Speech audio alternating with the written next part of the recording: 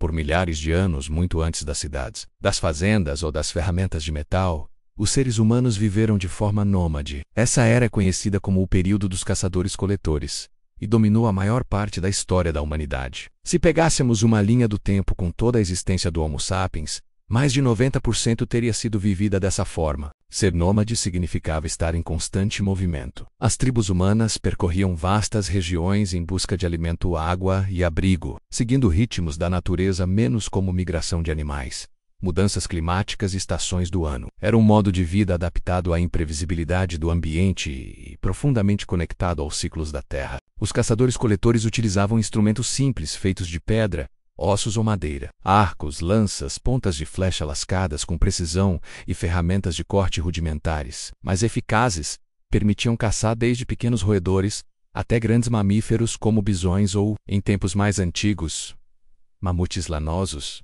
As evidências arqueológicas mostram que essas ferramentas foram se sofisticando ao longo do tempo com diferentes estilos e técnicas, sendo desenvolvidas em diferentes regiões do mundo, desde as lascas do Paleolítico Inferior até as lâminas mais refinadas do Paleolítico Superior. Mas engana-se quem pensa que esses grupos apenas caçavam. Na verdade, a base da subsistência estava na coleta. Mulheres, crianças e até os idosos tinham papel fundamental na identificação e coleta de frutas, raízes, nozes, sementes comestíveis e plantas medicinais. Essa divisão de tarefas não era rígida, mas refletia um equilíbrio de funções que permitia a sobrevivência de todo o grupo. É por isso que muitos especialistas afirmam que naquela época, homens e mulheres tinham um nível de igualdade social bem maior do que nas sociedades posteriores. Os abrigos eram temporários, cavernas, tendas feitas de peles e estruturas com galhos e folhas. E como os grupos eram nômades, eles não acumulavam bens materiais. O que se carregava era o essencial. Isso criava sociedades com baixíssima desigualdade material. Não havia ricos nem pobres. Todos tinham acesso aos mesmos recursos, e as decisões geralmente eram tomadas de forma coletiva. Os grupos eram pequenos, compostos por 20 a 50 pessoas. E isso não era por acaso.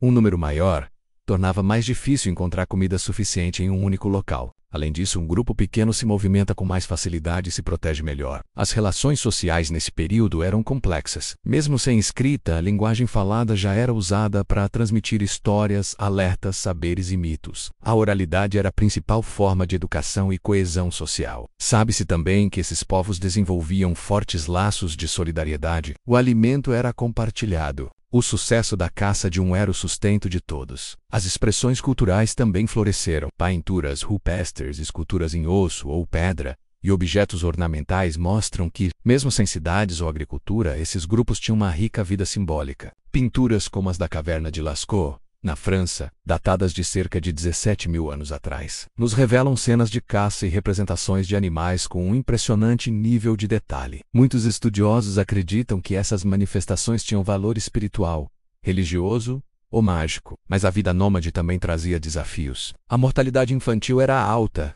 e ferimentos simples podiam ser fatais. A expectativa de vida era bem mais curta do que hoje, embora os indivíduos saudáveis pudessem viver até os 50 anos ou mais. Outro desafio era a imprevisibilidade dos recursos naturais. Uma seca prolongada, a migração dos animais ou um conflito com outro grupo podiam levar à escassez ou ao deslocamento forçado. Do ponto de vista ecológico, os caçadores-coletores tinham um impacto ambiental mínimo. Eles conheciam os ritmos da natureza e respeitavam os limites do ambiente. Isso não significa que não caçassem de forma intensa, menos há evidências de extinção de megafauna em algumas regiões menos. Mas, em geral, viviam em equilíbrio com o ecossistema. Geography Comment. Essa forma de vida existiu em todos os continentes habitados. Do sul da África às estepes da Ásia Central, das florestas da Europa ao interior da América do Sul, o estilo de vida nômade se adaptava às condições locais. Cada grupo desenvolveu seu próprio conhecimento ecológico e estratégias de sobrevivência, com base em milênios de observação e experiência direta. A transição do nomadismo para o sedentarismo só começou há cerca de 12.000 anos, com o surgimento da agricultura. E mesmo assim, muitos grupos continuaram vivendo como caçadores-coletores até muito recentemente, e alguns poucos ainda vivem assim hoje, como os povos Hadja, na Tanzânia, e os sentineleses, nas Ilhas Andamão. Com isso, é fundamental reconhecer que a era dos caçadores-coletores não foi um período de atraso ou de ignorância, como já foi retratado no passado. Pelo contrário, foi uma era de sabedoria adaptativa, conhecimento profundo da natureza e convivência social equilibrada. Foi nesse cenário que o Homo sapiens desenvolveu grande parte das capacidades que nos definem hoje. Cooperação, empatia, linguagem, cultura e criatividade. Ao estudarmos essa fase da história, somos convidados a refletir sobre o que ganhamos e o que talvez tenhamos perdido menos ao longo da nossa trajetória civilizatória.